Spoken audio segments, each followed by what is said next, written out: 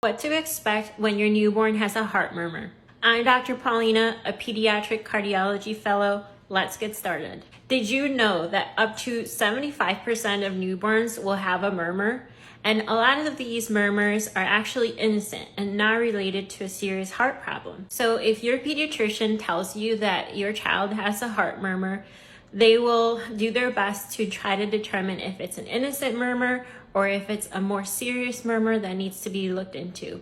But don't worry, usually they'll send you to someone like me, a heart specialist.